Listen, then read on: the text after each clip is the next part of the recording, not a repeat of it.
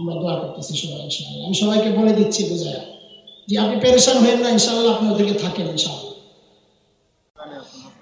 হ্যাঁ, একটু একটু কথা বলেন, শোনেন আমাদের, আমি একটু বলি আমাদের একটু ঘরে আমাদের আল্লামা মামুনুল হক দামাত বারাকাতুহুল আলিয়া, আমি এতক্ষণ অপেক্ষা করতেছিলাম, কথা ঘুরাইতেছিলাম।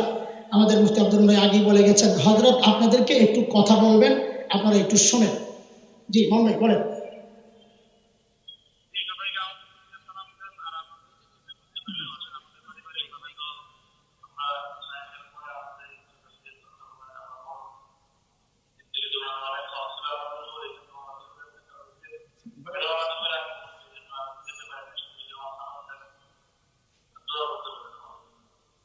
জি আমরা দোয়া করতেছি ভাইজান দুলাভাইয়ের জন্য, আল্লাহ দুলাভাইকে জান্নাত নসিব করেন।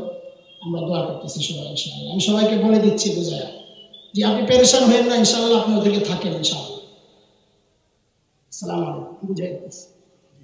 মোহতারাম হাজরিন, শেখুল হাদিস আল্লামা আজিজুল হক রহমতুল্লাহ আলাইহির ইন্তেকালের পর শেখুল হাদিসের পুরা পরিবারকে যে জামাই হযরত মামুনুল হক দামাত বারাকাতুহুল আলিয়ার যে দুলাভাই বোন জামাই সবাইকে ছায়া দিয়ে রেখেছিলেন, মুরব্বী হিসাবে সবাইকে বুকের মধ্যে জড়িয়ে রেখেছিলেন, সেই বোন জামাই মামুনুল হক ভাইয়ের দুলাভাই, আমাদের সবার দুলাভাই হযরত, তিনি আজকে দুপুরে ইন্তেকাল করেছেন। এটা আমাদের জানা, আমরা জেনে আসছি, কিন্তু আসলে আপনাদেরকে খবরটা আমরা বলতে চাই নাই। মামুনুল হক ভাই এত ব্যস্ততার মধ্যে যে বিকালে জানাজা হবে, দাফন হবে, নিজের বোন জামাই ভাগনা আপনজনকে ছেড়ে এই জায়গায় আসাটা বড়ই কঠিন বিষয়। না হয় আমাদের তো আগেরই কথা এখানে আসবো, আমরা বয়ান করব, এইরকম দুর্ঘটনা আমার আপনারও তো হইতে পারে। তো এই জন্যে তিনি সবার কাছে দোয়া চেয়েছেন দুলাভাইয়ের জন্যে, এবং তিনি বড় আফসোস প্রকাশ করছেন যে এরকম জমায়েত, এরকম মার্কাজি জায়গা তিনি আসতে পারলেন না, তিনি দুঃখ প্রকাশ করেছেন।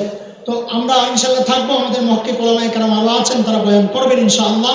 আপনাদের কাছে তিনি দোয়া চেয়েছেন, আমরাও দোয়া করি আল্লাহ তাআলা দুলাভাইকে জান্নাতুল ফিরদাউস নসিব করেন, আমিন।